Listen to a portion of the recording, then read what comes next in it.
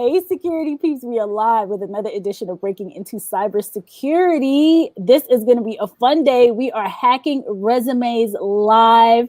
I am Renee Small, cybersecurity super recruiter, helping awesome leaders hire great talent. I have a baby with me today because it's just one of those types of days, and we are going to go down the list. Our first person, first of all, we are going to start with James. Let's go to James next.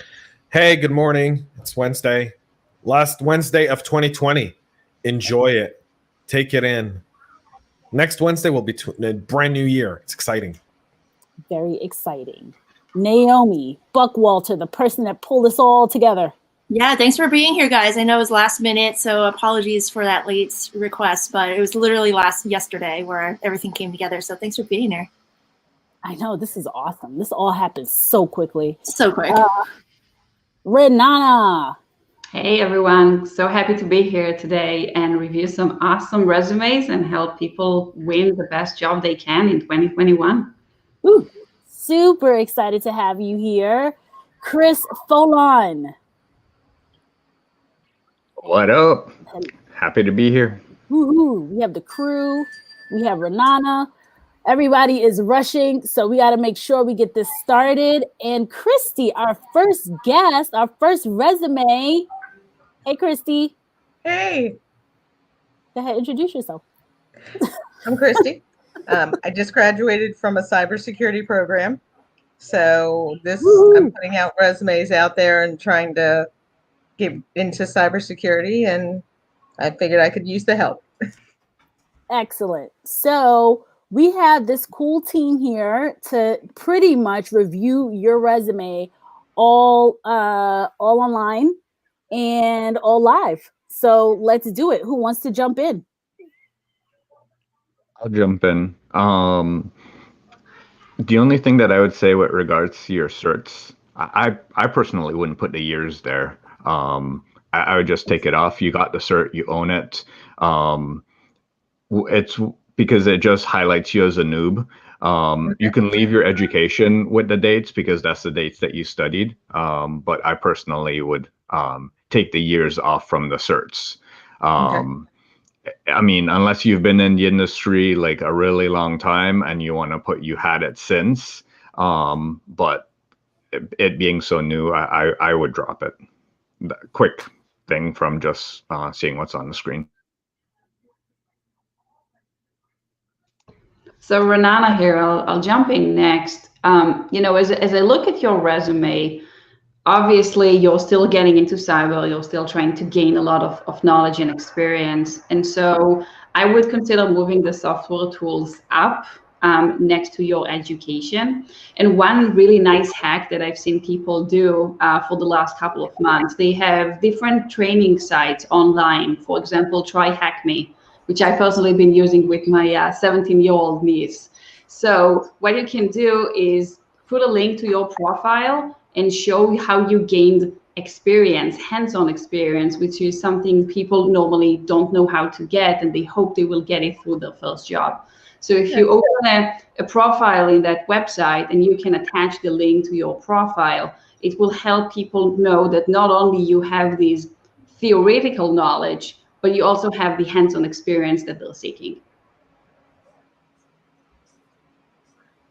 I would also, include other experience. Is there a second page to this that includes other experience? So some of these past projects or past work experience highlight the security. I feel even though you're a noob, you're putting too much emphasis on the new education on the first page of the resume.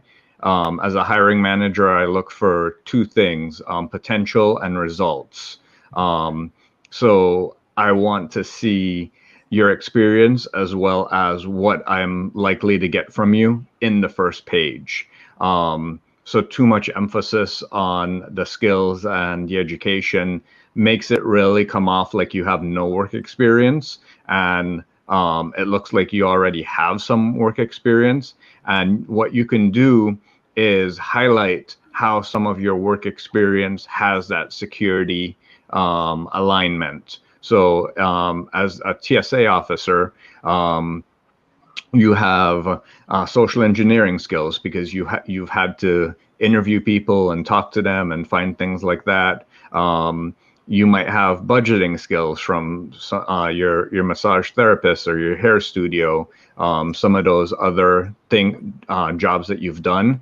So as a manager, I want to see other ways that you can bring experience to the team in addition to your technical skills. So highlighting some of those ways and some of the results that you've brought in those areas will help bring you in as a well-rounded candidate versus someone that is just new to the area and doesn't have any other skills that they can bring to the table.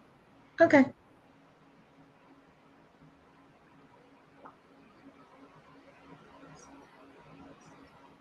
James?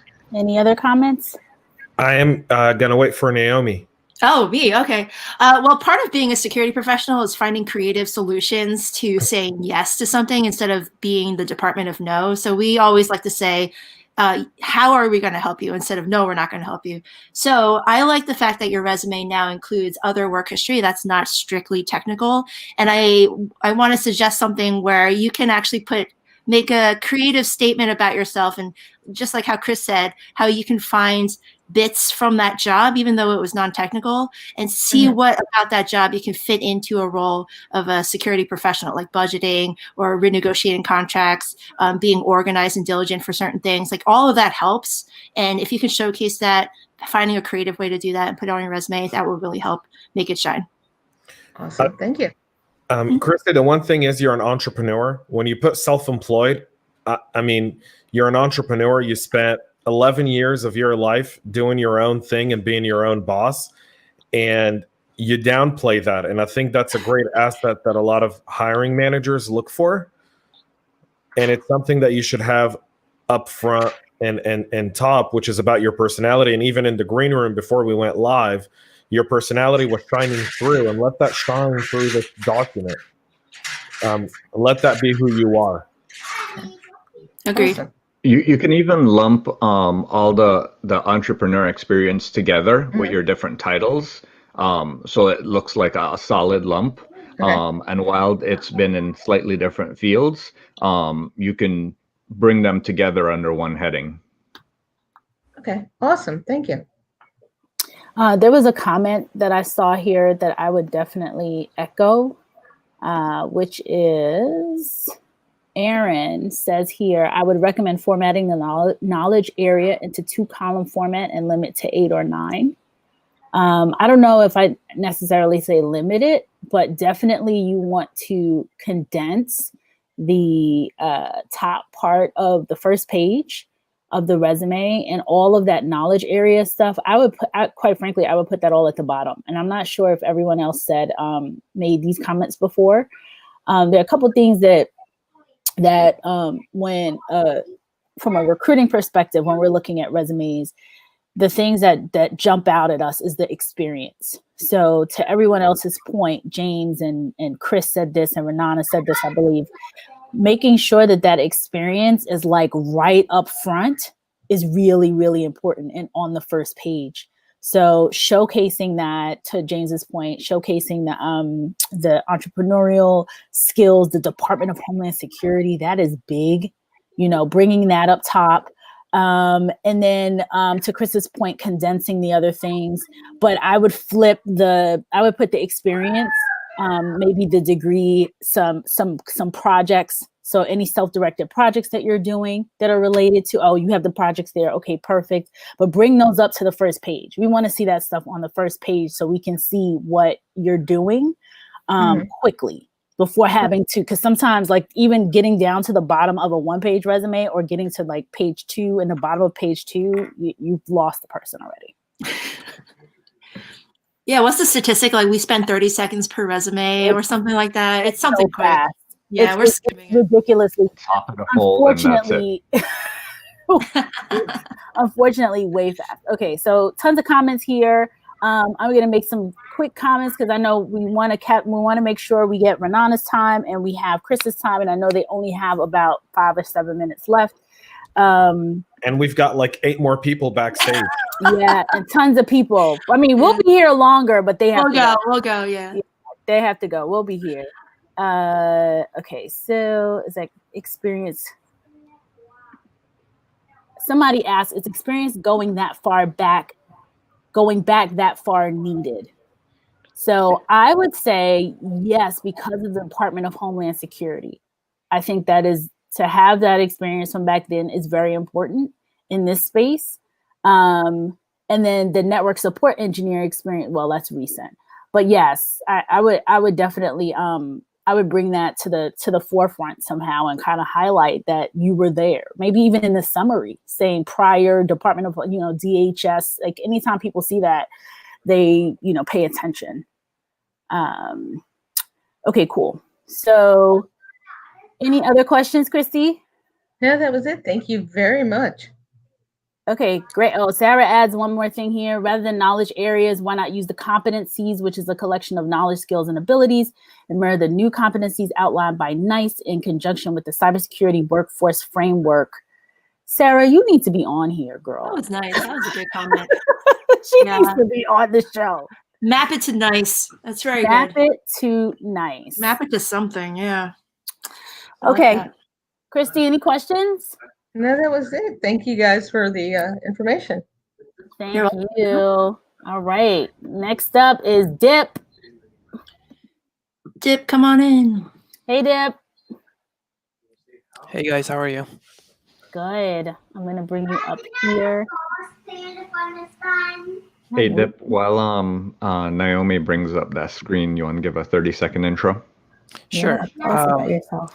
So my name is Deep. I'm a recent college graduate in 2019 with my bachelor's in information technology, minor in cybersecurity. I'm currently working as a desktop support analyst for the past 2 years with Interpublic Group, and I'm currently looking to career growth myself into cybersecurity.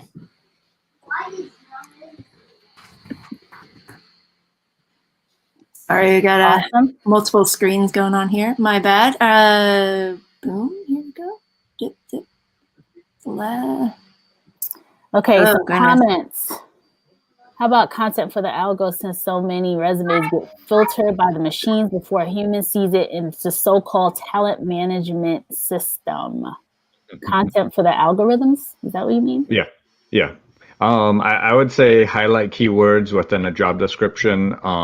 Either you find keywords in the one job description for the one company that you're interviewing for, or you find keywords from 6 or 7, as Renee always used to say, that are all similar. That way it's more broadly aligned to the industry at large. Yep, totally. All right, we're ready for Dip. Who wants to go first? I think Renana should go first, since we've got her for a limited period of time. Thank you. Appreciate it. I'm still reviewing the resume here. So I don't see a summary section here. No. Trying to hide his address. It's not there. First, like, recommendation here, you're trying to get into cybersecurity. What position are you going after? How would you leverage your experience in that position? Are you taking any classes? Are you doing any outside activities that are related and will help you make the transition successful? Because it looks like you have a lot of experience here from the last couple of years in IT, but how do you translate that experience to cyber? And along those same lines, you list things that you've done, find ways to show results. So did you complete a project? Did you make something more efficient? Did you get results above and beyond your other colleagues? Like, what would make you special over someone that has done these same things? Like, why would we choose you over someone else? Yeah, a common method is called the STAR method, STAR, situation or task, action, and results. So you're basically writing a sentence for each bullet about what the situation was, what you did, and what the result was, hopefully in a measurable way. So if you can show a percentage increase, a percentage decrease, money saved, something like that, that actually shows up really well here. Yeah, I've got nothing to add. I think y'all nailed it on the head. Approved by bottom? Can I see the bottom of the Yes. resume? Yes. Okay, so we got the skills. The other thing, highlight anything security related within your IT roles. There's a lot of things that could be tweaked just very slightly to have a more security hint to it, rather than like upgrading workstations. It could be like, were you involved in any hardening? Were you involved in any security assessments? Anything like that? Include those as well. I second Renana's point about the summary, and I would add in addition to that, making sure that your related coursework is on here. I don't see that anywhere. So is that on here? Have you done any, Dip, have you done any capture the flags, or have you been to any like B-sides events or anything like that where it was a little bit more hands-on cyber stuff? No, I have not. Okay. Okay. You want to do that? Yeah, you want to kind of add those in there. If you attend the B-sides or you're a member of any cyber organization, even if it's something within your university or school, put that on there. If you were a treasurer of your cultural club, you probably had to deal with a little bit of security there and some stuff. So, think kind of along those lines. I mean, I'm a firm believer that you shouldn't have just one CV. Like when I speak to veterans, I tell veterans, like, if you're going to go and apply for the defense industrial complex, they understand military lingo. So keep your CV with military lingo, because that's going to resonate more. But then you got to have a civilian CV that's more attributed to the basic private sector job. And you should have a CV for every role. So if you're trying out for an analyst, you should have a CV that's tailored around you being an analyst. And if you're also trying simultaneously for another role, then you should have a CV that's tailored to that role. Like, I think people get stuck with one document and go, I send it 30,000 times. It's the law of big numbers. But sometimes if you just, kind of tailor your approach a little bit and spend an extra hour and tailor your CV to the role you want and have it there, you'll be able to, you don't need to send it 30,000 times to get your opportunity. So James, you touch on such an important point here. You don't have experience in cyber? Gain that experience. Sign up for a local club, online group, like contribute to the community in any way possible, like we're doing here today. Get yourself out there and put it on your resume. So Dip, two things. James, I'm going to respectfully disagree with you for Dip's purposes, since we like to battle on this show. I disagree with that. I think that you can collectively, especially as a person who's new to the industry, most of these roles are going to be relatively entry-level analysts. And for somebody like Dip, for veterans, absolutely have multiple different types of resumes. For someone like Dip, I would say what Chris had mentioned earlier, take 6 or 7 job descriptions or a bunch of job descriptions. After a while, you will see that they all kind of look the same when it comes to analyst roles and like intern roles. And so you can tailor your resume by what I used to do, like I would highlight, I would pull all the roles up.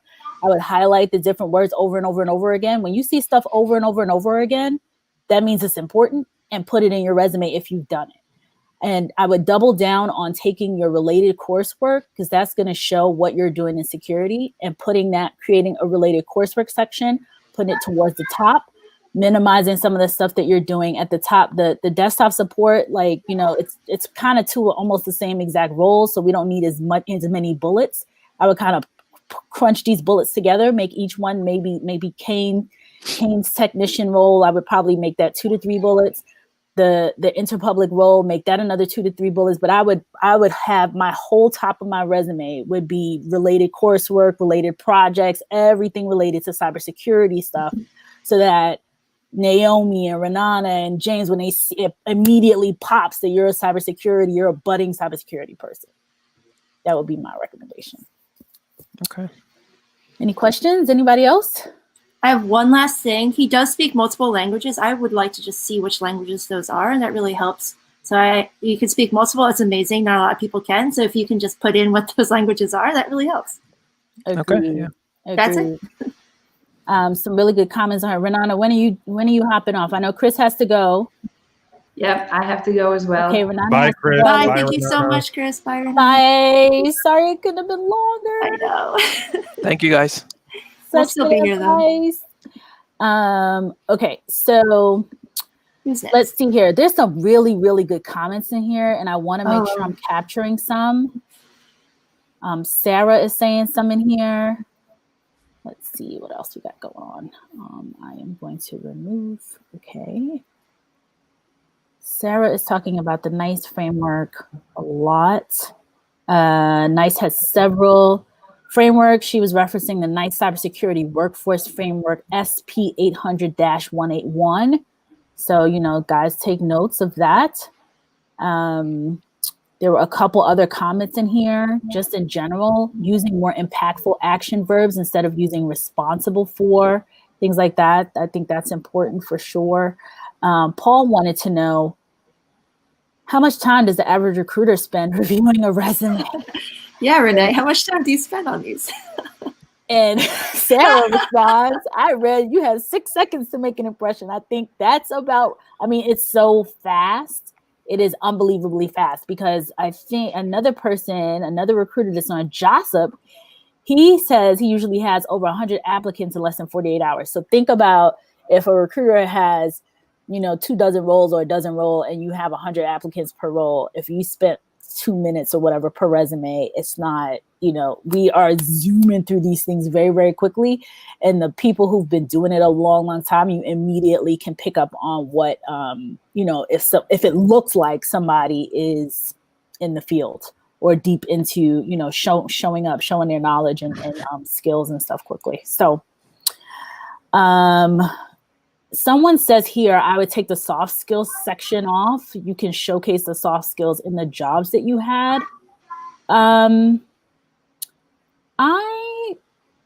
You can. I don't know if I would take it off per se as an entry level person, but you know, I could see where that comment would come in. Like, you can put in your leadership skills, you could funnel it, flesh it into, or make it a part. You can replace the description. soft skills with just an action statement up top that Naomi was bringing up earlier, right? The summary, like a desk, or sorry, IT, you know, help desk, you know, looking to break into cyber with, you know, leadership and project management and good communication skills. That's, you know, a fast learner and studying for my Security Plus at the moment. Yeah, that would be a statement right then and there that would let you know what you've got the rest of the time. Agreed. And Dip, if you have issues trying to create that paragraph for yourself, think about it this way. If you were being announced to a large group of people to speak to an audience at a conference or something, how would that MC introduce you? Like, now announcing Dip, he is a blah, blah, blah, blah, blah, you know, and he gives you like your whole history. And so that fits within like literally 15 or 20 seconds. And that's what you want to put there. Right. One sentence. That's a really good way to look at it, Naomi. Yeah. I know. I came up with it yesterday. All right, Dip. Any other questions? Yes, I had one question. I want to know, how do you guys review resumes compared to an associate role versus a senior position in security? Like, what's the difference? Or is there any difference? Probably experience would be the big difference there.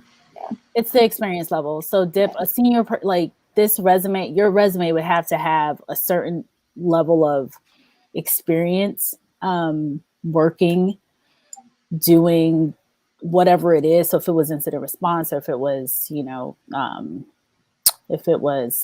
pen testing, whatever it was that you did, you would have to really be spelling out what you did at which companies that you worked at, how long you've done it for, things like that. So it's in regards to entry level, like analysts, kind of people fresh out of school or relative 0 to 2 years experience versus someone with like 5 to 7 years experience. We're looking for the level of experience and the depth of that experience. Okay. Okay, cool. Thank you, guys. Thank you, Dip. You're welcome. Next up. Where did James go? Where's James? James. He has to leave? I don't think so. He just left when Dip left. That's weird. Hopefully he comes back. Yeah. Abby's up. Abby, okay. Hi. Hey, Abby. Getting there. Okay, I'll shout out some comments while you're getting her resume up. George wants to know, how do I go about uploading my resume? Are there any? I know there were hundreds of resumes that came through yesterday, right, Naomi? I had to turn it off. I felt so bad, but I did not think everyone would be so into it. I was like, let me try this. But I'm sorry, I had to turn it off. So we are closed for this round, but hopefully we'll have another round. Yeah, we'll have multiple rounds. Yeah, George. this one was too much. Too many people. Naomi made a post because George is joining us from YouTube. So I don't know if he saw this on LinkedIn. Naomi made a post and said, hey, I'm reviewing resumes for free. She opened up a Google Doc. So what happened? Hundreds of people applied to put their resumes in. So she's like, I got to shut it off. So she reached out to the crew, and we all collectively said we would help do these resumes together. Sarah, if you want to jump on at any point, Sarah is phenomenal at this. She can, jump on here and help do some resume screening too. James will be right back. Okay, perfect. Abby. So too big. All right. Abby, tell us a little bit about yourself. I am currently in school working on my master's in cybersecurity. I have 2 more classes. I'll be graduating in March. I am completely new to this industry. I have no background, nothing, not even like IT or anything like that. I was trying to kind of figure out, maybe I've done something that could translate. So with that newness, I'm kind of lost on what to do. I've got some great advice, but everyone kind of has their own advice, and that can get a little confusing. So I thought maybe just starting with creating a better resume might be a good place to start. And then I can see where are the holes at, where can I, grow and do better and fill in that resume some more. Okay, cool. I guess I'll get started first, Naomi, this time. Yeah, please. So Abby, can you scroll down a little bit? Yes. Education. Okay, keep scrolling. Oh. Childcare. References. Okay. So you take the references off the bottom. We don't need those. Okay. Your entire resume, I would have cybersecurity analyst. Yeah. Scroll back up for me, please, Naomi. So that summary that you have, driven through interpretation of organization, mission statement, all of that, I would bring that, I would summarize that, make it really short, and kind of what Naomi just described as like who you are. I am Abby, this is what I'm here to do, because this sounds more like it's written for like a textbook versus like an individual in a way, the way I'm reading it. So you wanted to jump out at you that, you have this master's in cybersecurity and why. This is what you're looking to do next, kind of like what your purpose statement is. And then right under education, I love that the education is up there and you have a BS in industrial engineering technology, which is very, very cool. I would immediately put in a section that says cybersecurity projects and related coursework. And then the whole resume, the vast majority of the resume, like if you break your resume into quarters or thirds, 2/3 of the resume should be all of that. So related coursework, anything that, and think about the things that interest you. So some of the things that I tell people when it comes to writing resumes is that you want to showcase things that interest you, because you want to try to get a job in a spot that's really going to be interesting. Like I wouldn't put on there, for example, I have an HR background. I was really, really into, or have been really, really focused on insider threat. So if in my program has like something really focused around insider threat, and that's really like my dream or what I really am passionate about and want to do, I would pepper that in there and say, like this project was really interesting and these are the reasons why, and this is what we did. Each of your projects and your coursework should be like a little bit of experience. You want to highlight it like it's your experience, because that is your little snippet of experience in cybersecurity.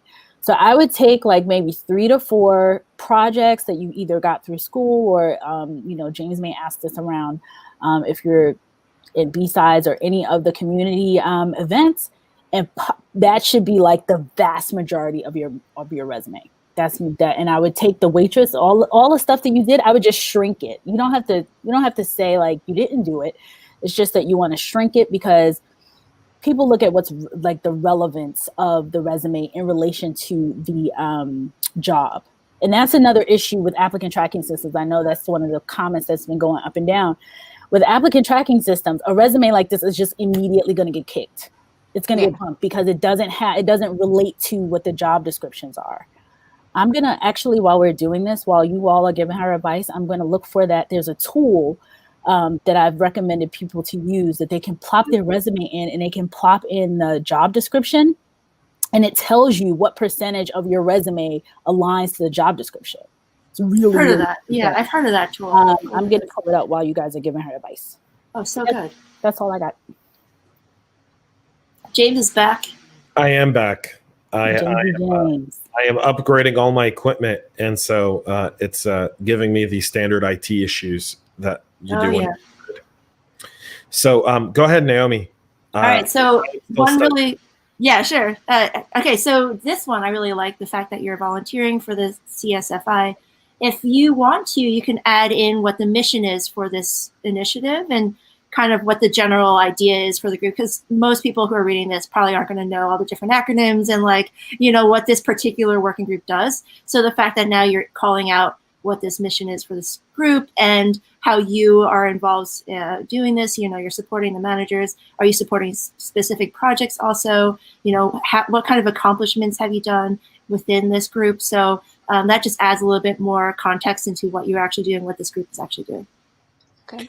Yeah, I mean, you're on a great project with what Paul's doing at CSFI. I mean, I'm familiar with it, and I'm actually part of some of the stuff that they do. So it's great. I would put more detail there. I support what Renee said, which is all the kind of stuff that you did while you were studying, and at a waitress and all that stuff. I would just make that very little, and I would increase the stuff that you're doing on the side to be able to get into the role you're looking for, because you've got the education, you've got the resume for it.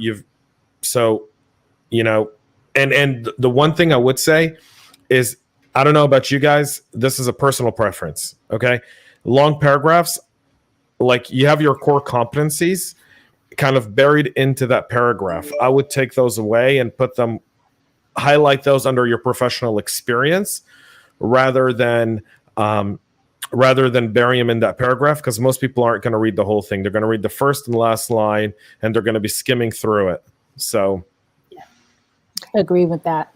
Totally agree with James in that comment. Questions, Abby? I don't think so. I think I just have a lot of work to do. I'm definitely going to find I'm going to find that website. Okay. Right now, because it's really, really good. You put the analyst role in there, and you put the job in there.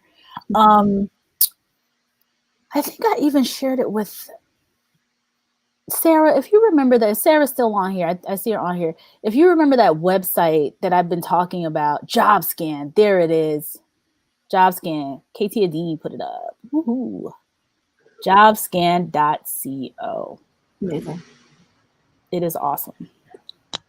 And just one really quick note, guys, whoever's listening, notice how we haven't mentioned anything about job gaps on the resume. We haven't even mentioned it. So if that is something that you're concerned about job gaps, put that in your cover letter. It's a way for you to explain parts of your work history that might be unexplainable while skimming a resume. So really use that cover letter to your advantage, showcase your personality, showcase what you can bring to an employer, and explain away any things that might need a little explaining. Put it in words. Yeah, I guess that is actually a question that I have. So during this time of being in school, I've actually been a stay-at-home mom. I have 3 small children. So, of course, the childcare I've, kept friends, kids, things like that. So how do I make that translate as, I just haven't been at home this whole time. Like, I've been doing schooling, I've been raising kids. How do you make that translate into something that's kind of marketable for you? I think there's no job tougher than being a stay-at-home mom. I think that's the toughest job on the planet. There's no breaks, vacations, there's no quiet time, there's nothing. And I'm one of those, when I see someone who was a stay-at-home mom, I respect that a little bit more sometimes than some professional experience, because God knows you want to kill your own kids sometimes. So I would explain that in the cover letter. I think that's a good suggestion of, and play it to your advantage. So don't come from a position of, I know this counts against me, but be like, for the last several years while I was doing a full-time degree and working on my master's and being an ultimate, badass, I was also a full-time mom at home, taking care of 3 kids, multitasking, studying. That, like, use that to your advantage. Don't let that be something that hinders or impacts. Leverage it. Because when an HR manager sees that in the cover letter and go, yeah, you may notice a job gap, but it's not really a job gap. I was bettering myself in that time period. By the way, I started a family, brought 3 kids. I did all of that while studying, right? Which is very difficult to do. Most people, when they have a kid, like, need to take a break, a hiatus, and just focus on that baby. You did a lot in that time period. You play off of that. Yeah, and you came out with a degree, like 2 degrees. So props to you. And you're not talking. You didn't do a liberal arts degree. You did industrial engineering. James and his liberal arts. James and liberal arts all day long. That is a scam by universities. Oh my gosh, a scam. There is nothing wrong with liberal arts. Nothing wrong with it. You're learning for the sake of learning, but yeah, it's not going to help you get a technology job. Learning, borrowing money, then I need to pay for you to not pay that back. I'm sorry. Oh my gosh. Get a degree. Industrial engineering is a difficult degree. Yes, it is. Yeah. We talk about how hard it is to get women into STEM, right? Like little girls into STEM. Well, here you go, folks. Here you go. Yeah. Okay. So and if you can find a way to speak to your kids' schools, that's kind of volunteer work. Speak to any clubs that they might have for girls in STEM. That's absolutely something you can put on your resume. Okay, great. I'll definitely look into that around here after COVID, hopefully. Oh, yeah. Yeah, I mean, remote.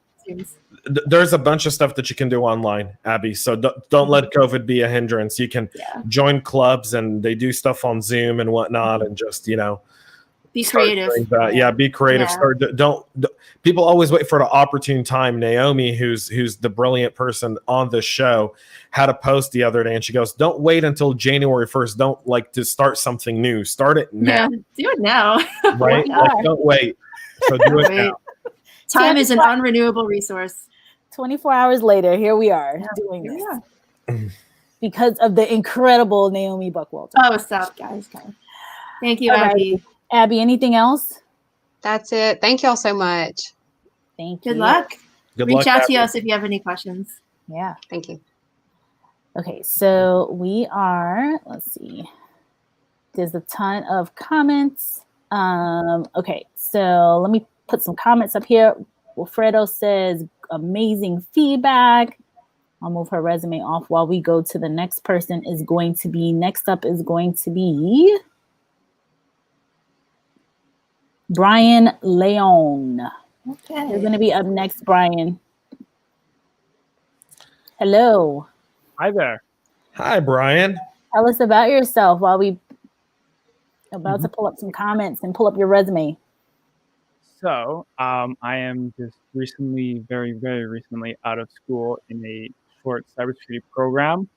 Honestly, in the industry of tech, I'm a huge techie, but I've been kind of exploring what I've been wanting to do. Started off in doing a computer science at a small college of mine. I didn't really enjoy that. I started doing a little bit of networking. I really found my passion for cybersecurity. And then ever since there, I've been trying to do my best to get involved. I would say I'm not as involved as I'd like to, but I'm hoping, little by little to get more involved with it and,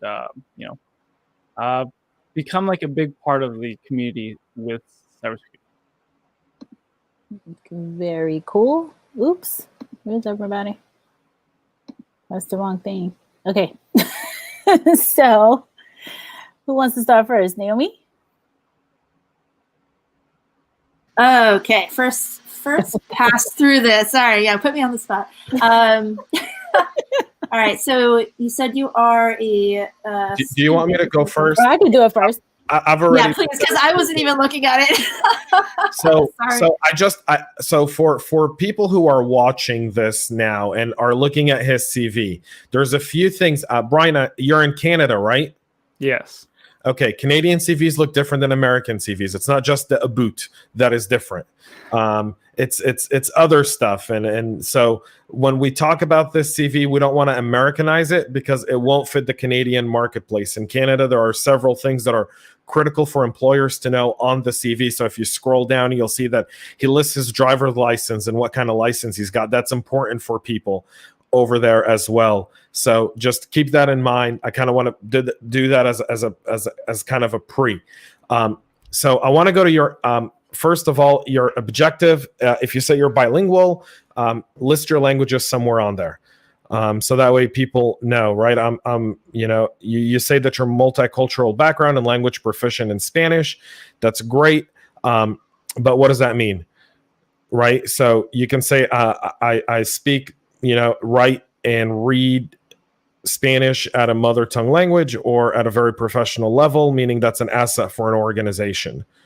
If you have a multicultural background, if you've traveled, that's a really interesting fact. That'll make you a fun interview. People may, like when I see someone who said, like, the best line I've ever seen on an international CV, folks, was someone who said, I've been to 45 countries and I've got a really cool video and here's the link to all the countries I've been with. And it was a 4-minute slideshow of this person in different places in the world.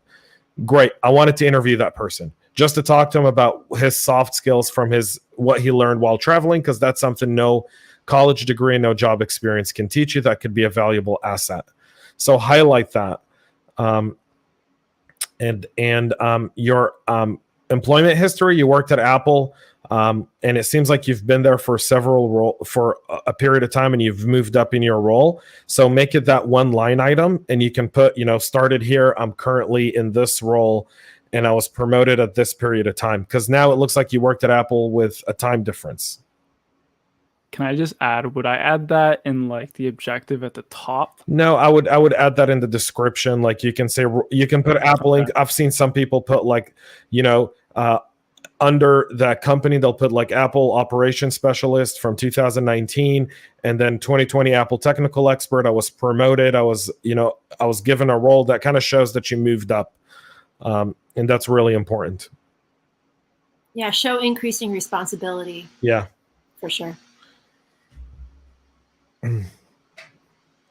I did not know that about the Canadian things here. I know I've done Indian resumes where they put like their marriage status and stuff, and that always throws me for a loop, but I did not know that about Canadian resumes. Just so you know that in most countries, like international, like outside of the US, like you need, like if you don't put that you have a driver's license, that could hinder you from getting a job because the employer would look at that and think that it's you don't have transportation.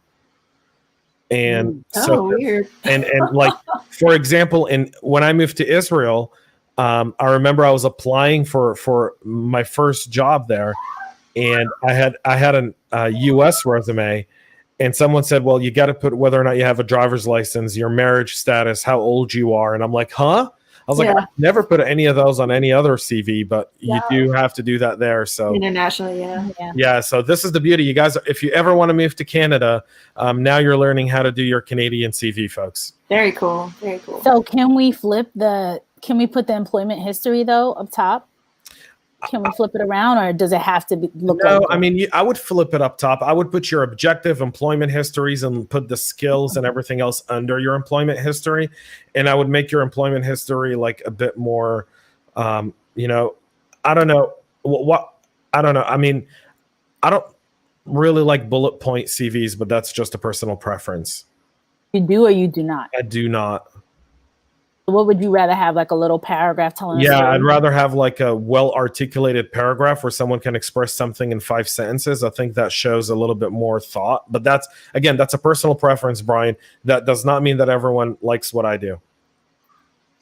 Yeah. I actually like those, but I don't know if the readability of it would help because so many people do bullet form.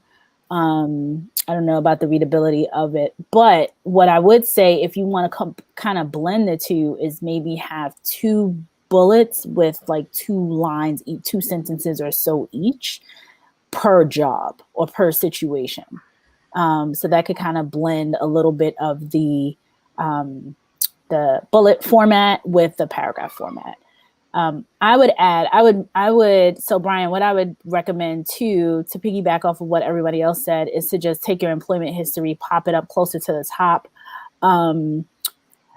Because when we see, so when recruiters see highlights of qualifications and skills and abilities and all that, like my eyes go directly, I don't even look at that. I go directly to employment history. Because you could list a bunch of certifications, a bunch of different things that you've done over the years, all these things that could either A, not necessarily be relevant, or B, I'm not seeing how you're using it in your day-to-day activities.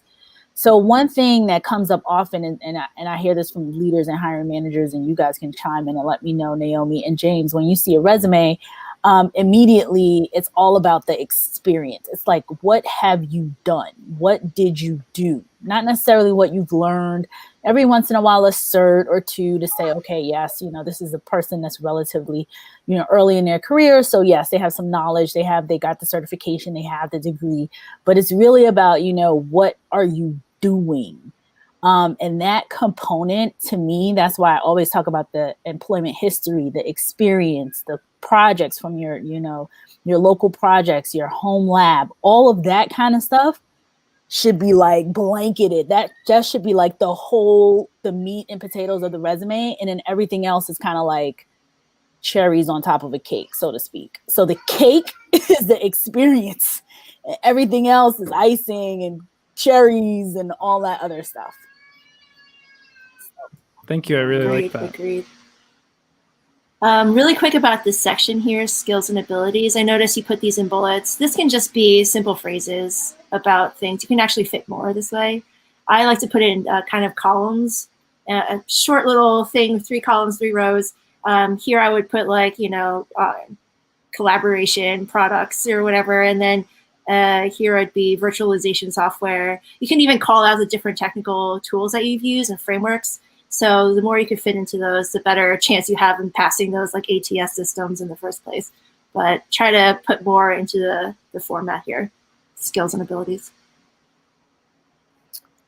Aaron is laughing at the cake is experience. The cake is not a lie. Yes. And it must be real experience. Must be real experience. Every time I put this up here, it hides Brian. Brian, do you have any questions before I go into some of the comments? I did earlier. It's kind of just lost my head, but you know what? I don't as of right now, but I really appreciate the work you guys are doing. So thank you so much. You're welcome. Yeah. As you fix it, Brian, you can always reach out to us privately and we'll help you. So yeah. Try to get 10 people jobs in January, right, James? 10 people jobs in January. InfoSec hires, folks. That's right. Hashtag InfoSec hires. InfoSec hires. Hashtag InfoSec hires. Okay. Brian, we're going to take you out of here, and we are going to continue on. Next up is going to be, who's next on my list here? Sean is going to be up next. So Sean, before we bring you up, I'm going to put some comments up here while Naomi is getting the new resume up. Okay. Naomi and crew, thanks a lot for doing this. Great inputs. I'm gathering all the suitable suggestions. I joined a few minutes late, checking to see if I've missed my turn. I'll be moving to Canada towards the end of Q1 2021. Wanted to tailor my Indian CV to suit Canadian employers. Ooh, So that's like, oh, serendipitous. Can he still join? He can still join. We're still here. Yeah, I don't know if he has the link. We want to get 10 people hired in January, folks. Yeah, this is what we're doing. Aaron made a good comment. The cake is the experience. The cake is not a lie. Yeah, don't lie. Don't lie on your lie. resume. Don't lie on your resume. And don't pay for your references either. Like, don't purchase references. Oh my God, Don't they got purchase references now. Jeez. Yeah, you can like pay a service. Really? Yeah, I want to do that for a that. wedding. I want to do that for a wedding. Like, just pay for like a weird family, kind of do like Kevin Hart's. Remember Kevin Hart's movie, like Best Man? I think where he's like he does best man services. That's like that's a cool idea right there. Hey, Sean. Hey, how's it I'm going to put up going? comments while we're here, and then we'll get you to chime in and give us an update about yourself. So someone wants to know, Famudin, does bolding certain points and phrases help recruiters in any way? Yes, it does. It's all about scannability. Like lawyers do that. Anyone, if you've ever read a legal brief, when a lawyer is trying to get something into the judge's eyes, like they'll bold and underline a sentence. Like lawyers do that all the time, so you could do it on your CV. Yeah, do it. Do it. Totally. Brandon says, I can't believe that is a thing. Me either, Brandon. Yeah, it is. It Goodness is. gracious. I only know that because people? I only read askyourmanager.org, which is the best reference ever for writing resumes and stuff and how to deal with people and coworkers. So one of the posts was about, references and services for references. So that's the only reason why I know. It's not like I signed up for it. Well, wait a minute. So, but do they have? Is it like a call center? Like when you call, does a call come in and like on the screen it says this calls for Naomi Buckwalter?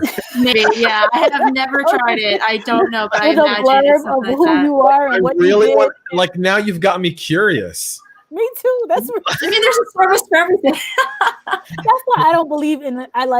It's so funny when I would work at companies and they like go through this whole reference thing. And I know there's different levels of this, right? So security clearances and that kind of stuff is different.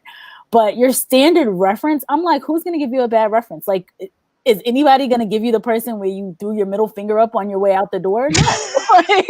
They're not going to give you that person. Oh, I hope not. Okay, I mean, maybe it could. It could make it exciting. Yeah, but I won't get hired. Definitely that reference would be one of intrigue, right? Like that would like. I've never spoken to a bad reference for somebody. Or there's actually one of my friends and mentors. He kind of describes himself as like the black sheep. It's like he's so smart and so skillful at his job that everyone calls him up to fix everything, but nobody likes to call him up to fix everything because in his weird way he's kind of like an a-hole once in a while. Yeah. Yeah. Well, you know what they say. Some geniuses, some people use their brain operate differently, and that impacts their social skills. And there's nothing wrong with that. Good people learn how to take that in and utilize it. Right. I mean, we put too much on personality sometimes. Yep. Sometimes you need to get the job done. Yep. All right, Sean, tell us about yourself while we pull up your resume. Okay. 10-year military background. So I did 5 years active duty Army, currently serving in the Army Reserves at the moment. Most of my background encompasses anything from radio communications, satellite communications. I did some stuff with routing and switching with Cisco. I've done some Microsoft system administration, and then recently I've been getting really heavily involved in like software development. So like C#, JavaScript, HTML, CSS, that sort of stuff. I've worked anything from doing system administration, project management, to even my last position was a solutions architect. So I guess I'm a little bit more of like the experienced person. So hopefully any sort of keywords or help can give me a bunch. This past 3 months, I've literally gotten, well, except for this week, all of a sudden I had 2 job interviews today. So that was pretty exciting. But awesome. Yeah, but this past 3 months, it just feels like it's crickets in the room, and I hate it. I always think it's my resume for whatever reason. So Sean, so when you say crickets, that means that you're applying to jobs, you're just not getting a call back, or you get the call back and then you like where are the crickets? So it's usually I get the rejection emails. Those happen quite a lot. or the second one will be usually like some sort of like recruiter call or recruiter screen. But sometimes I don't even really count that too much, because a recruiter could just call you up to just do like a check off the block, like, do you got 3 years experience doing X, Y, and Z, or whatever else it may be. And sometimes you can get that resume sent up to a hiring manager and then never hear anything back ever again. So I guess that's kind of like the crickets in the room, is I'm not getting a whole lot of interviews. Right. Okay. Sean, what's your MOS? So I'm a 25 Charlie, just got picked up for 255 Alpha, so I'll go on warrant officer here pretty soon. Okay. Good job. Thank you so much. Did you have a military background, I'm guessing, James? 35 Lima, sir. Oh, wow. Stop using words that we don't understand. I know, English. So remember how earlier I was talking about military having their own CV for military and one for civilian? God has rained upon us today. He's showering us at the end of the year with just coincidences of people that come on to help us address the specific challenges that exist within the workforce development. Yep. So yeah. And you'll soon figure out one reason why too, is just because sometimes in the military you don't get experience with certain technologies that like other corporations or companies want to utilize. And so they'll just scratch off any past experience you have with one tool or one technology, because it's not, even though it could be similar, they're just like, it's not the same. It drives me insane. So I will say I've reviewed your CV, Sean, and I want to ask you several questions before we get into that. The jobs that you're applying for, are they in the defense industrial complex? Meaning, are you trying to stay within the government sector, but more as a civilian and kind of branch off into one of the bigger companies, or are you looking to go into the private sector? So I don't have much luck getting into the private sector. So most of this stuff I've ever done for the past 3 years has always been some sort of defense. Like I've rarely ever gotten, for whatever reason, the commercial sector ever really interested in me too much. So there's aspects of the commercial section where I think someone with your skills would go to an actual cybersecurity vendor who values the soft skills that the hard skills that you've developed from the military with that discipline. Mm-hmm. And you'd be able to go kind of into the private sector, but on the defensive side, and so forth. So there's that aspect to consider. I'll kick this to Naomi or Renee. I'll have you guys get started, and then I'll pitch in at the very end. So I'll start real quick. When Sean was introducing himself, I thought it was a really nice way of him explaining his summary, and I figured, that would be nice to see as a summary section, which I think is missing here, unless I completely. No, I don't have a summary section because my resume is so long. I've gotten like 10 years of experience, and I'm just kind of like, I don't know. I should put it down. You're the first person to ever actually offer that. So thank you so much. Yeah, well, the way that you were able to so eloquently speak to your summary, like, that was really nice. I was like, I would love to see something like that, because you just jump right into professional experience. Yep. And I know, at least myself, I like to at least skim over the objective. Not everyone does, but it at least sets the context for whatever I'm reading later. So that does help me. So go ahead, Jim. So in your professional experience, you don't list the Army. No, I do not. I actually, since I kind of feel like it in a lot of ways it works against me, because it would just add so much extra like lines and stuff like that on a resume. I try to just get the meat and potatoes in of like, this is how many years experience, or this is what I've exactly done. And it's sometimes have worked in the past, but lately it doesn't feel like it's working as effectively as it used to.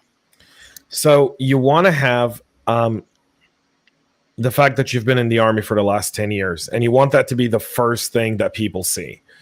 And all these bullets and all these responsibilities that you've done can be listed under the bullet of the U.S. Army. You're going to miss out on a lot of stuff because people are going to be like, well, where'd you get all this experience from? And yeah, because I've ran into that too. Go ahead. And I see that you have your clearance level. Well, the clearance level that you carry actually makes you a lot more money in the civilian sector than it does in the military sector. Huge. So, the CSI is very, very important. And so what I would do is, one, under your professional experience, list the U.S. Army. And then I was saying this earlier, and I don't know if you were here. It might have been before you joined. What I tell veterans is you got to have a defense military CV, and then you've got to have a private sector CV. You got to have two of them. You can't have one, because if you're applying for something at Lockheed or Booz, they understand military jargon. The recruiters understand military jargon. Everyone there understands military speak, because that's their business. So they want to see your military speak. Yeah, and you're I actually right in. for one position too today that I interviewed for. I put a bunch of like my military experience on it. Right, because that's what what really matters to them. Mm-hmm. On the other side, in the civilian sector, military speak, like MOS, like you noticed when you and I started just jamming out here, both Renee and Naomi looked at us like we were speaking a completely different language. And that's something to take into mind. I mean, your CV is impressive, and your skills are impressive. Scroll down, Naomi. And you've got a ton of value to bring to any organization. But I would take your project skills and I would format it different, so it's a little bit easier. I would get rid of the green color. The green color to me speaks. I don't know. It takes away from the words. Like it takes away. It's like I don't think any CV should have any color on it. It should just be black and white. Yeah.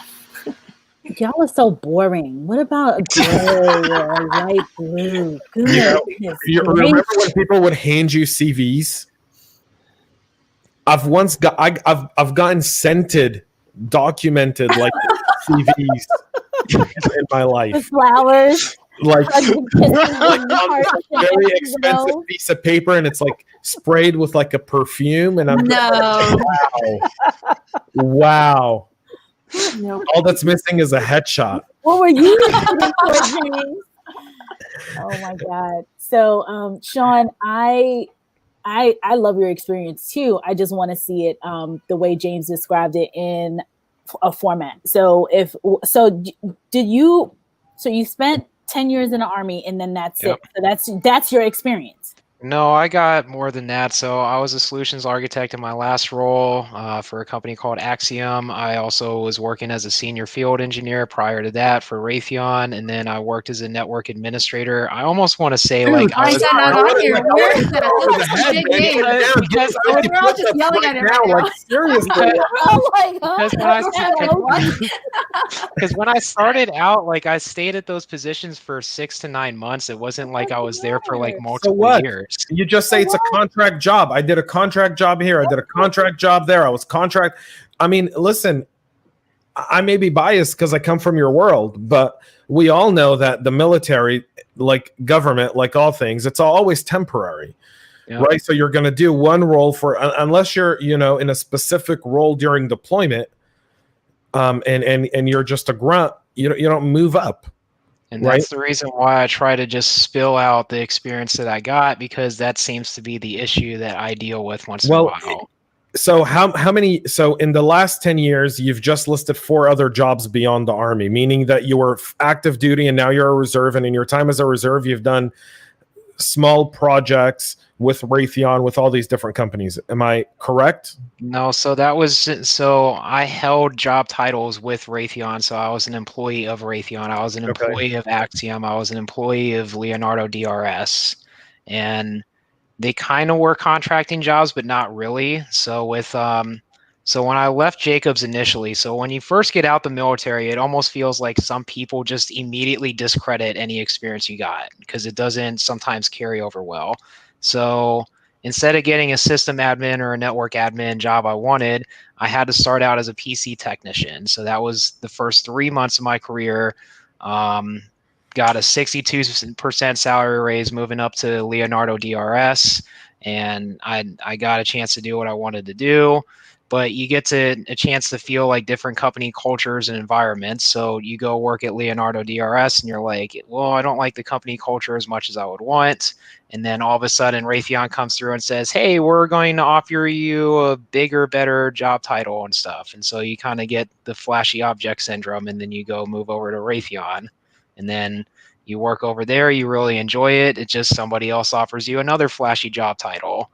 So then you go move to solutions architect. So how long were you in the solutions architect role?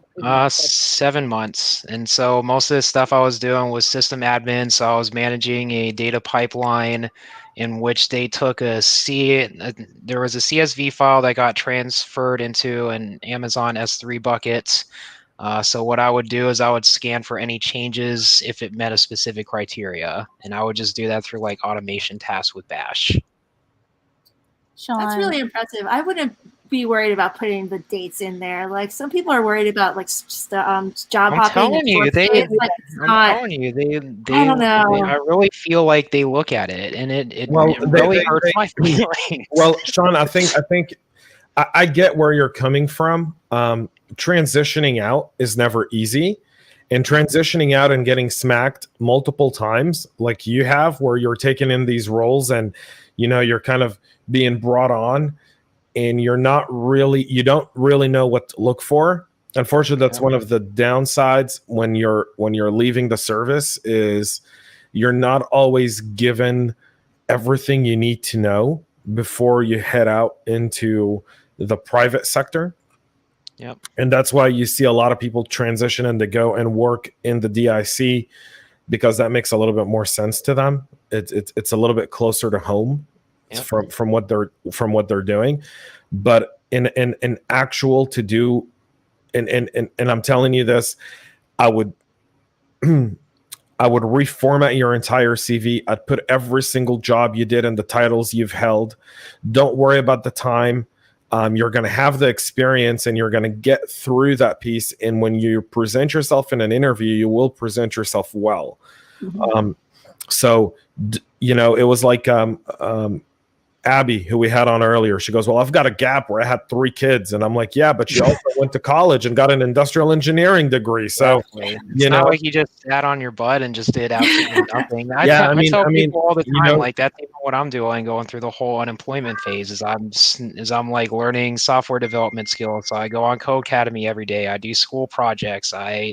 It's not like I'm just sitting here just like laying about. Yeah, that needs to shine. That needs to come through. That needs to come down to the fact that you're doing that. It's not coming through. And if you're not getting interviews, it's your resume that's stopping you from getting interviews. Yep. So when you said, I think it's my resume, yeah, it is your resume. Yep. It's not painting the picture of you. So Sean, go to JobScan. One of those jobs that you have, JobScan, I think they allow you to do a couple of them for free.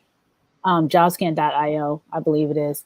And plop your resume in there and plop one of the job descriptions in there, and you'll see how much your experience aligns. But I agree with James. I would put every job that you've had on there, and just put the year. You know how many times people just put like 2019, 2020, 20, whatever. And in a recruiter's mind, automatically we think it's just contracts, to James's point. You don't even have to put contract. If it wasn't a contract, we don't want you to lie or anything. Yeah, I mean, you can. It's just the assumption that, oh, he was here. He's probably on contracts because government contract, and that's what it is. And then because your experience is really impressive, and with the TSSCI, like you could really get work relatively quickly. Oh yeah, because that's 2 years. You don't have to wait for another candidate to go through that whole clearance process. And they issue a certain number of those every single year. So another one too. You really have to, like, one, your usually your security office, they have to put in for the federal government to take you up on that, and usually like military takes priority. Then the next one would be, then you go through like a whole 2-year screening process. So all your friends get interrogated and stuff like that through like, Office of Personnel Management. They run the whole thing. And they ask you all sorts of stuff like, are they part of terrorist projects and stuff like that? But yeah, after that 2 years, then you get your final clearance. That's like 2 years. You don't have to wait for a candidate to get. Yeah, I mean, they want people like you that have it already. You know, I work with a number of government contractors. Like, if you don't have, when you have it, you just automatically get put to the top of the pile. And then it's like, okay, what else does he have? You know, like with the government contracting, especially for the roles that you need that clearance tends to, that's like the top. Like when I'm doing searches, for example, for a company, one of my clients, I will look for, if I'm looking for people and they can only get this job if they have clearance, I will look for clearance first and then everything else. Okay, like, do they have the clearance? Okay, now do they have cloud? Is it AWS? Is it, is it Azure? Is it this or is it that? And if you may not have one or the other, it's okay because you have the clearance. So in your case, clearance trumps like a lot of stuff for jobs that need clearances. So I'm like James, I would revamp the whole thing. I would put all those other experiences you had, Raytheon and all that other stuff, unless you went out there with Blazing Glory or something. Even if you went out with Blazing Glory, I'd respect that. Right? I would still put, I would respect that. Put it up there and revamp it so your professional experience shows what you did at each job. So each space, so that, because then it's more, people are, recruiters, hiring managers as a whole, we're just accustomed to seeing resumes a certain way. Name and stuff up top, maybe a blurb about a summary, then your experience, but the experience with each job chronologically. So from 2020 to whatever. So they see that. Whenever it's not like that, everyone gets confused. It's like, oh, wait a minute, what's going on here? Yeah, where'd you get your, like, I look at your CV and I see you're really skilled, but I don't know where all that experience comes from. It's like it could be made up experience. It's like, right? Okay, so yeah, I mean, it's what a kind of catfishing looks like, right? All of a sudden you get the amazing guy or girl that's just like, wow, this is a really skillful employee, and you're like, there's no way they exist. Like, I look at this and I wonder if I'm going to get like the Step Brothers hiring scene, right, where they both show up for a job interview and they're like, "Hello, Miss Lady," right? Like that. So yeah, I do API. He does that. right? Like, where's the experience? All that kind of stuff. Oh my goodness.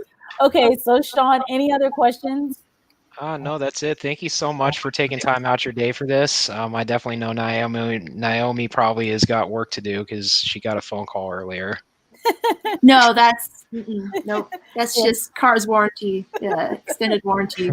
Right. Our usual spam. It's either a car's warranty or your healthcare or somebody. Or the fake IRS. I've been getting my car warranty a lot lately.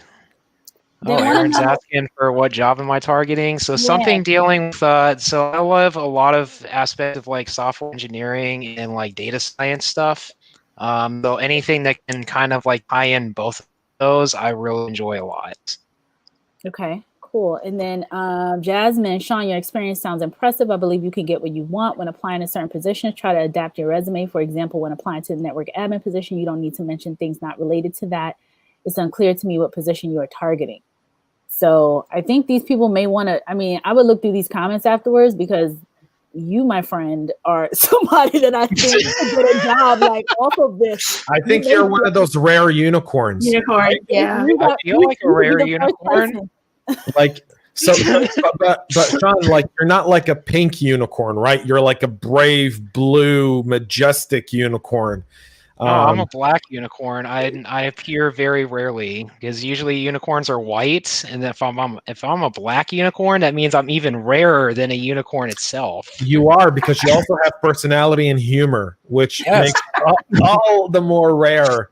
I gotta tone it down a little bit once in a while because sometimes, like my army background will sometimes get a little vulgar and outrageous once in a while. But well, you can join a group that I have on LinkedIn called the Cybersecurity Veteran Network. It's just a bunch of us veterans, and we do tend to get a little raunchy. So you'd like that.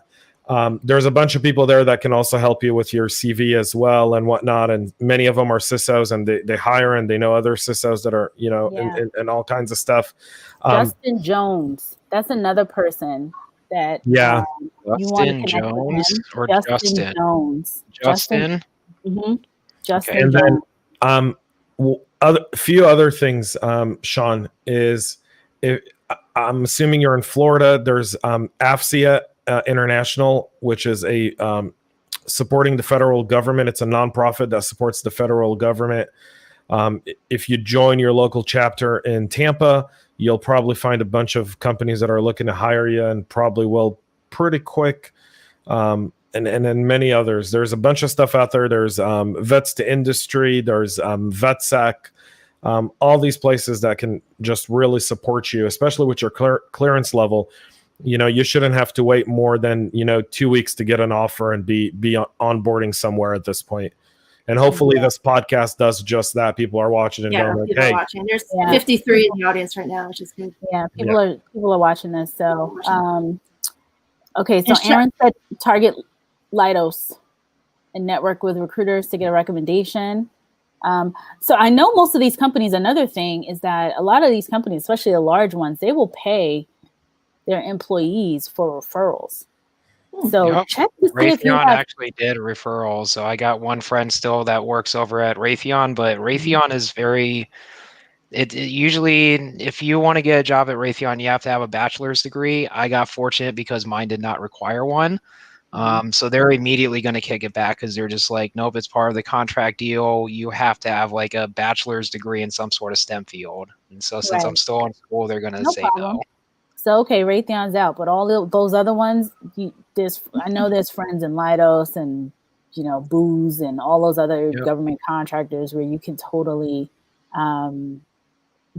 get someone to refer you inside as well. So, Renee, can you share my screen real quick? Yeah, sure. Yeah, thanks. Just the last thing here, if you are interested in rewriting your resume, I totally recommend askamanager.org. She lists out step-by-step how to write a resume that doesn't suck. I love this website. I recommend it all the time. But it tells you points on how to make your resume really stand out, and just follow this guide. So if you're looking for a template of sorts, really use this. This is the #1 resource I have. Okay, can you go back up? Hang on, there's something there on the side. My company's doing. Hang on, recent posts. Go down. Hang on, I saw something that's freaking me out. Stop. My company's doing drive-bys to check that I'm at home and more. Yes, Quit this website is all about. Seriously, this website is amazing website. You have to check this out. It's not just about resumes and cover letters. This website is legit. It is hilarious. It tells you about how to deal with coworkers and your boss and insane people. It is good. You have to read this. Ask your manager. I wonder, if your company's doing drive-bys, should you put a yard sign saying, "Listen, hey, she's legit." She writes, "I'm home. I'm not home." It's so good. It's so good. It's just like a ask me anything about. With a Ring doorbell, if your company comes knocking at your door, you can be like, "I'm sorry, I can't come to the door right now." Such a good website. Tyrone wants to know. Okay, so I'm going to take this off again because more comments are coming in. GDIT. Oh, yes, I've actually gotten a couple interviews with GDIT. So one of them was for a full stack developer, but he kind of wanted somebody with more software development experience. Yeah. There is another one for a technology management position, but I think with my school schedule and going warrant officer, there's no way I could be able to devote my full-time attention to it. And I was kind of upset that there wasn't more programming related to it. I would have just done strictly technology research, so Google searches all day long. But I actually got interviewed today with Telesys. So Telesys is a little small, they're about a mid-sized company that works for Special Operations Command. I got another one with Smartronix this morning, so hopefully I get a second interview soon. That was for a system support engineer position. Lucky for me, they didn't ask for my education level, so I don't know. We'll see what happens with that. And then I know of a few, Sean. I know of a few positions that are open right now. So offline, just connect with me. Oh, I'm going to on send LinkedIn it as soon as I get off. And Justin Jones. Renee Small, I forgot that one too. He has tons of spots, or he's been super helpful in the veteran community. So make sure you connect with him. Awesome. All right, Sean, this was fun. Good luck, Sean. Good Hey, luck. Sean, thank you for your service, buddy, and good luck on being a warrant officer. Yeah, Thank you so much. You are awesome. Okay, so next up is Teo. Is Teo still here? Teo, are you there? We've left people in the green room just drying out. Oh, no. Oh, Poor no. Teo. Hello, guys. Teo, he's Teo, here. what's up? Woohoo. Okay, awesome, Teo. I'm Tell all us right. about yourself. Okay, my name is Aditayo. So for the sake of the pronunciation, I just put Tayo in there. I'm a network operations lead at the National Library of Medicine. So I'm looking at transition into security. Excellent. Okay, cool. So let's jump in here.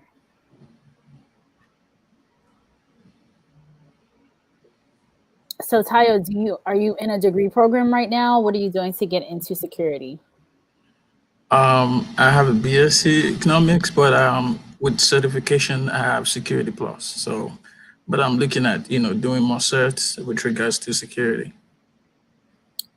Can you scroll down, Naomi? Yeah, sure. And the first thing that jumps out to me right away is that you're listing a list of responsibilities and not accomplishments.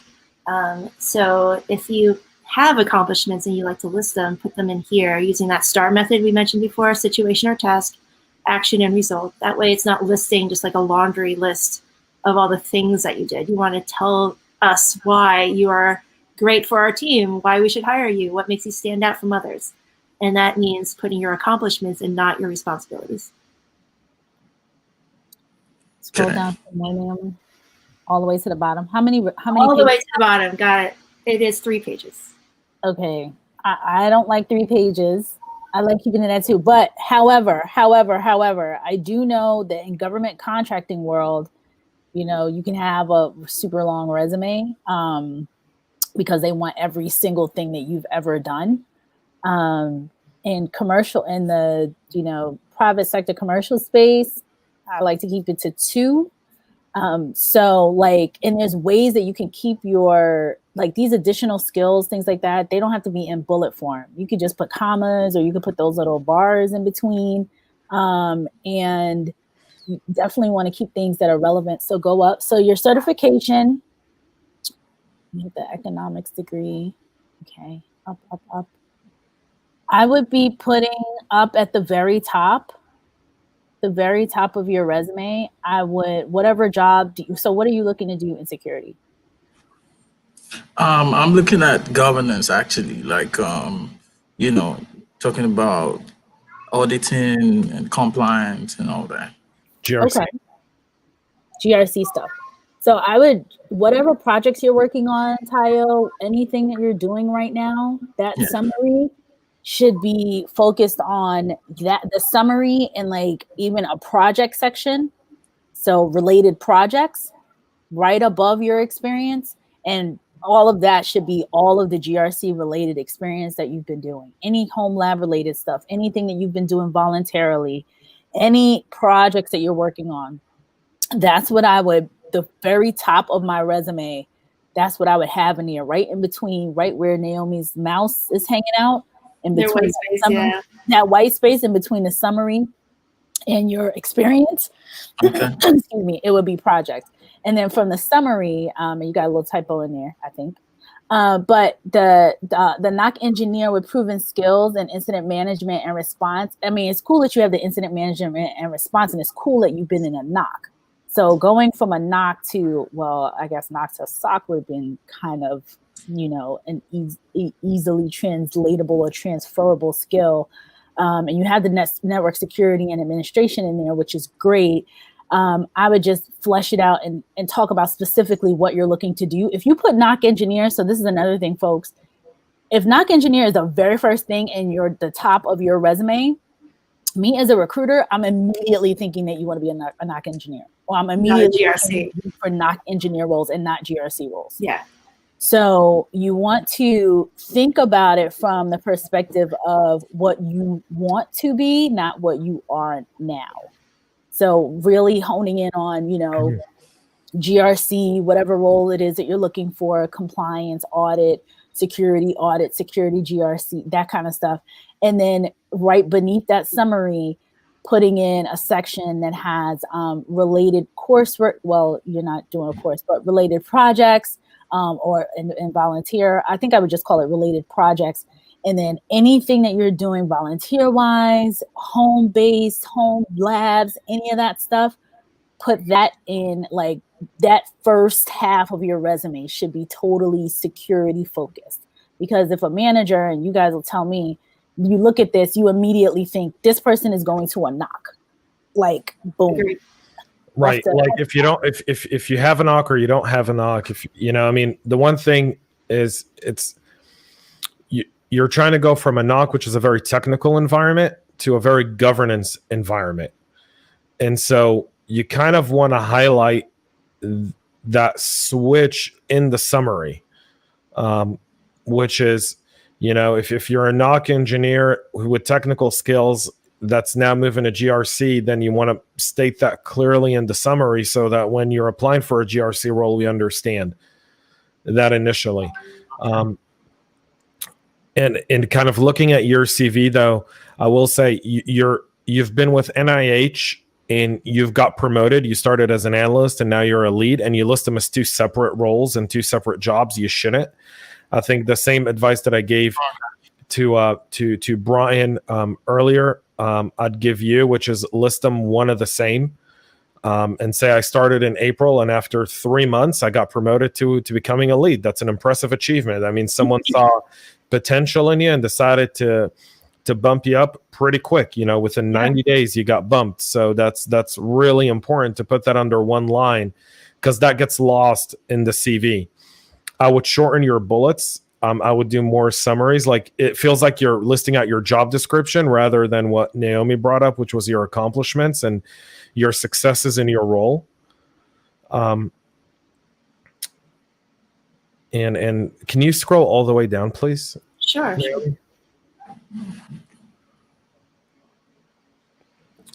And your additional skills, I would probably just format it different, right? Naomi gave a great suggestion earlier of just, you know, putting it in 2 columns and kind of listing them there and whatnot, and make your first skills apply to the job you're going after, and make everything else complementary, because everything in your skills here, like your NIST and risk management framework, is buried in the middle, but everything right there all tells me you're a knock or SOC guy. Yeah. Mm-hmm.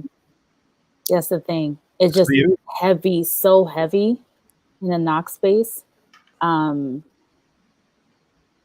Great experience. Why do you want to? Great experience. Why do you want to be I think he wants to interact with more people. In my current role, I'm having to do a whole lot more on the RMF side, because we're trying to implement a lot of controls, and I'm working with the compliance team. So I find it kind of interesting, and I thought, okay, that would be a good one to get into as well. Yeah, he's trying to get cross-domain, lots of different things. So. And that's great. You should do that. One thing I will tell you, Tayo, is as you're looking at jobs, look at companies that have fusion centers, because that'll be a good entry for you to go into a NOC role, so you can get your foot in the door with a NOC SOC role, work kind of between the NOC and SOC integration, which is, I think fusion centers are going to end up being kind of what everyone has once we end COVID and go back to, you know, normal. People will be combining. We're starting to see that more and more now as well. Going into fusion centers, and then from there going to the auditing and GRC side might be an easier approach to the role you want. It might take you a little bit longer, but it might put you in the right position. Can you transition inside of NIH? Okay. Yes. I'm looking at that actually, because there's a lot of openings in, and it's quite easy to transit. So, but I'll try to look at, you know, rejigging my CV to make it look more like, okay, have a bit of understanding on the RMF side. So, and that's what. So, Tayo, I think what James talked about is, I mean, spot on, and definitely look internally first, because that transition is so easy for you. I think, you know, if they you're already there, you're doing a great job, clearly, because they promoted you after 3 months. And so transitioning into another role that they have is going to be very, very, to me, an easier transition for you since they have a bunch of openings. If you put up there, kind of relate some experience that you have to some projects that you worked on related to what they have posted. So you can look at their job descriptions again. And someone kept asking about the job, the site. I don't know if it was the resume site or Ask a Manager, but it's Ask a Manager and it's jobscan.io, jobscan.io. So if you take, whatever job description is happening at the NIH that you're interested in, and then put your resume in next to it, and you start to see what's there. If you don't have that experience, go get some of it, create some home lab related, work on that stuff, and then put it on your resume. Because this to me, I mean, the experience is great. You just got to crunch the resume down, and everything that James, I don't have anything else to add. I think it's really. No, I think, Taya, I think you have great skills. Great skills. I would just make it less busy. Okay. Yeah. Reduce your bullet points, make it more about your accomplishments. Yep. You've accomplished a lot just by reading between the lines, but we're reviewing your resume with the option to give you that feedback. But I'll be honest with you. I'm sometimes the guy who's selling you shoes, but I walk barefoot. Meaning when I need to fill a role and I'm looking at CVs, sometimes I'm not as thorough and I don't read between the lines because I've got, 30, 40 CVs I've got to look through. I've got half an hour to do it. Mm-hmm. And I got to send them to HR, or I got to sit with the hiring manager who's going to be the direct manager of the person we're looking to hire. And we're going over them together. And it's, max 20 seconds, right? Because we look it over, we create a list of no's and a list of yeses. And then on the list of yeses that we want to interview, we start to go through that. So this is really busy. And I'll be honest with you, if I saw that on my desk, I'd probably move on. But you have so many skills on there that if you just designed it a little bit different, you kind of reduced your bullets from job description to accomplishments, and you improved your summary. Make your summary. I don't think people understand how important your summary is. It's the one thing we will read. It's the first thing at the top. If you think about anything you do, it's the very first thing at the top of a document. Your resume after your name and your LinkedIn profile, boom. Your summary. So it's very important up there. Yeah, I think your summary and having that highlight who you are in your own words is critical. Mm-hmm. And just one thing for a GRC role, you want to be really particular and be detail oriented. So we did notice a couple of typos. And if it's the first thing that the person would see and you misspelled something, and I know it's probably just accidental, I get it. It happens, but be really particular, especially for GRC roles. You're going against former accountants sometimes. And those people are going to be really detailed, right? So you got to be real careful about what you put on here. I noticed a couple of dates were backwards. Like I noticed, your start date before your after your end date or something like that. It was down here. So just go faster. Yeah, and that's just by skimming it. So those kind of things pop out to somebody who is looking for someone more detail oriented. And if you don't catch it, then I'm like, well, how are they going to catch mistakes during the job? So you want to be careful there. Yeah, the one thing is.